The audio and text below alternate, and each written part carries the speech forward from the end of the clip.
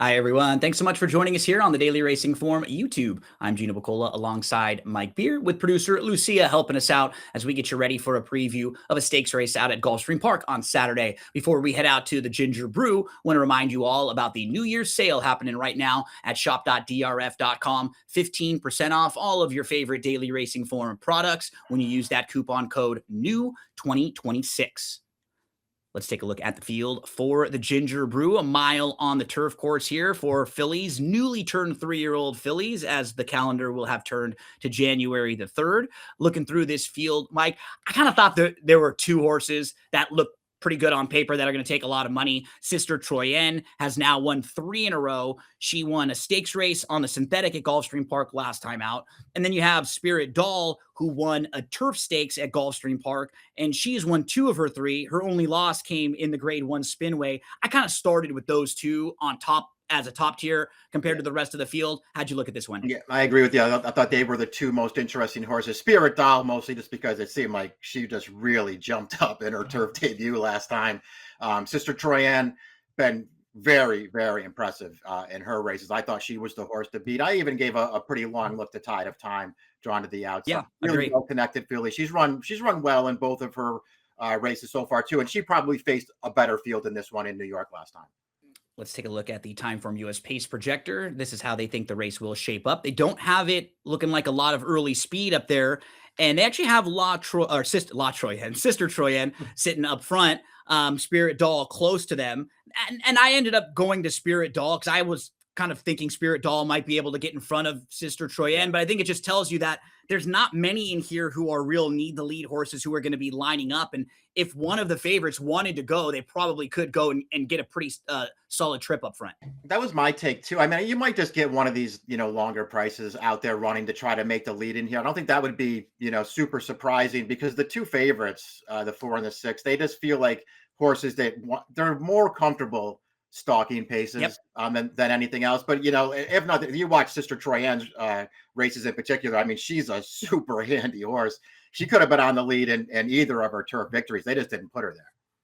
Let's meet the field for the Ginger Brew. $175,000 up for grabs. This is going to go as race number 6 on Saturday, January the 3rd at Gulfstream Park. The horse who I had a tough time with in here, Mike, was the one Storm's Wake. I couldn't get a feel for her because she wins her debut at Ellis Park sprinting. Then in her second start at Churchill Downs, she faces the boys. She wins going a mile. It's a really good effort where coming off of that effort, she'd be a major player in here if she just didn't have her last race on the page. And then you look at the last race, she was favored at Gulfstream in the same race that Spirit Doll won, and she had absolutely no excuses in that race. She just backed up. So I have a tough time. What are we going to do with her? Which version are we going to get? The one that beat the boys 2 starts back, or the one that was the disappointing beaten favorite most recently at Gulfstream? Definitely the question that you have to answer before you move on to the others. Yeah, I'm with you. My position on her is this. I thought, and I don't want to knock her too much, but I thought she got a great trip when she won her debut at Ellis Park. And then I know she beat the boys at Churchill in her second start. They were really going in there. That was a really fast pace. And I know she got up. She deserves credit for that. I thought she took advantage a little bit to win that race into a great setup. And she was awful last time. There's just no way I could bet her off that performance. She did not run well, and I'm not going to take her to bounce back because I think this race is even tougher than that one. Yeah, I felt really similar. I like the Churchill race probably a little more than you did, but coming out of that last race, I just couldn't find the reason to make the strong case for her on top. Maybe she'll offer you some value. Maybe there was an excuse that we didn't see, but it was tough for me to get to that one on the win end. We moved to Bert's Naughty Girl, who comes off of a nice win last time out on December the 6th at Gulfstream Park. That was going a mile on the turf course. Solid. My concern is mainly the 2 starts back. She was 37-1 in the race when she faced Sister Troyenne that day. So is she just not quite on the same class level as Sister Troyenne when they're going to face up in here? Yeah, she's got a lot to prove with that race in the mix because it's not like at least as far as I could tell, it's not like she had some kind of big excuse in that race. She just looked like she was kind of overmatched there. Her other 2 turf races are fine. They're not great. I don't think they make her a contender in here, but they're fine. And they, suggest she's a useful horse. I just don't think I'll be betting her against this field. Yeah, I didn't see any trouble at Keeneland. She was inside. She just kind of backed up well behind the sister that day. Our Slew of Cash is the next one up. She's coming off a third place finish. She was also behind sister Troyenne last time out, but in a different race, in that wait a while that was on the synthetic on November the 27th. She had a good start. She was inside. She was fourth. She ended up finishing an okay third that day. Can you build a case for her in here? Yeah, I think so. I mean, listen, she's just so lightly raced, and her turf start when she broke her maiden two back is a decent effort. I mean, it's not a super fast race, but there's nothing wrong with that performance. She was no match for Sister Troyenne last time, but I'm not. It's a different surface. I'm not going to hold it against horses that don't look quite as good on the synthetic as they do on the grass. Getting back to turf could help this horse. Moving to Spirit Doll, the next one up. Debuted on the dirt at Saratoga, won. That was in a restricted maiden special weight race. Then stepped up and faced Grade 1 company in the Spinway, was overmatched. Bump, didn't really get out of the gate. Yeah. First time on the turf, though, was very, very impressive. Had a good start, was inside, was actually just inside of rival in this race, Bayou Brigade, and stayed third, waited, moved 3 wide, and just crushed. That was a really impressive effort from Spirit Doll here. First time on the turf, first time going a mile. So, I mean, same conditions now at Gulfstream Park as well. I just thought a major player. I agree. And listen, it seems like she just improved so much on turf. And I say that as someone who, I remember her debut at Saratoga, Gino, where I know it was a restricted race. They pounded this horse. She took all the money that day, like they knew she could run. And not only did she win, and I mean, it was a hard fought win despite the short price, but she stumbled badly at the start of that race, recovered, and still won that race. So that's a better performance than it looks. Here's a question that I have for you, because I think this is what conflicts me most about Spirit Doll. She was so impressive winning her turf debut, and obviously really likes the grass. But we've already talked about Storm's Wake, she was the favorite in that race. She was the main competition. Didn't fire for Spirit Doll, and she did not run at all. So how much credit do you take away from Spirit Doll just because it felt like she had nobody to beat once that horse was a no-show? It's a great point. This is going to be a tougher race when you have rivals like Sister Troyenne, who we'll talk about in just a moment. Bayou Brigade is next. Tired last 2 starts back, was in the race that we were just talking about behind Spirit Doll. She finished third, but she was well behind Spirit Doll, 10 lengths back that day. Then tried the dirt last time out. Didn't really show a whole heck of a lot. Now we're looking at 3 consecutive races in a row when she's been beaten by double-digit lengths. Can you build a case here? I couldn't. I mean, listen, she's just not a dirt horse, so you forget about the last race, but what is so compelling about her prior turf races? I couldn't find anything.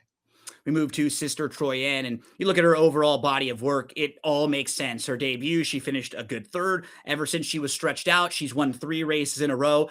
Pick the Keeneland race to take a look at, because that was on the turf going a mile, so we can look at that one 2 starts back on October the 22nd, and this is just a good effort. She was inside, third or fourth. She was 2 off. She angles around nicely. It's a big win at Keeneland, comes right back with a nice stakes win on the synthetic, and as you pointed out, she just seems really handy, Mike.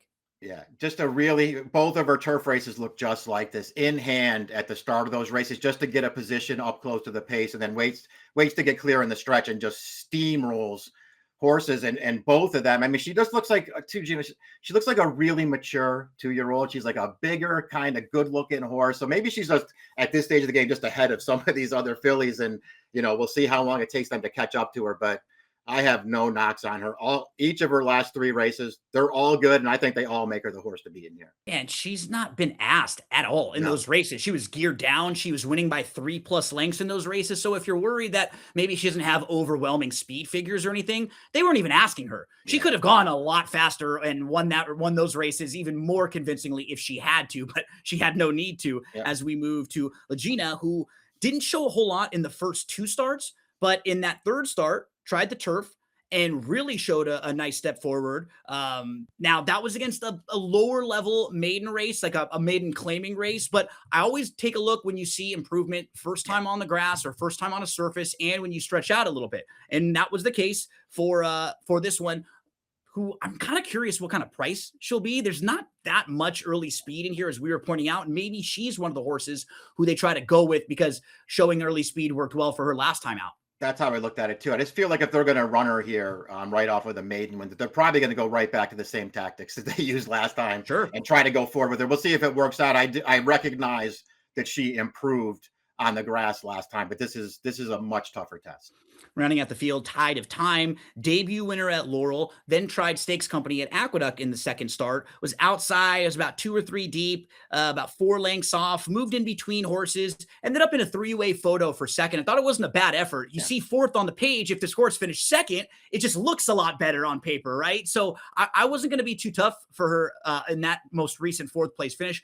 I'm a little bit worried about the outside draw, maybe hooking her a bit wide in here, but I don't think she's far out of question. I don't think so either. I liked her debut, very professional when she won her debut at Laurel. And then I'm with you last time. I mean, yeah, she finished fourth. She was right there for second. Maybe you'd feel better about it if she had sort of came out on the better end of that photo, but it didn't happen. That was a good field too. I think the winner of that race, that Chad Brown horse, has a chance to be really good. I don't know. I just feel like for Jimmy Toner, one of the great trainers out there, especially with turf horses, with this pedigree, a really well-bred horse. To me, this horse is super logical in here. I love playing the horses that he brings over to Gulfstream Park after they've had a little foundation at like Laurel, sometimes Delaware. They get a little bit like lost. People don't think they're the best type of horses, and absolutely a barn that can get them ready to fire at the top levels. So let's round things out in the Ginger Brew here, Mike. I think we had the same sort of top 2 horses in here. I went with Spirit Doll, 4-6-1-8. You're going to go with Sister Troyenne, 6-4. And I think we both look towards the 8. Tide of Time is kind of an interesting price horse. I thought the 4 and the 8 both had plenty to recommend. I'm not going to knock anybody who tells me they like either one of those 2 horses. I like the 6. I think her races are really, really good. I think she is the horse to beat, and I think she deserves to be the favorite. 4-6 for me. The real wild card in the race is the one that we started with, Storm's Wake. Like, what do you do with the horse who's shown a really good couple of races and then just a total clunker as the favorite? Can she get back to some of that better form, or maybe was she just a little precocious? She got the right kind of trips early on. 4-6-1-8 for me, 6-4-8-3 for Mike. Whoever you play, however you play them, we wish you the best of luck.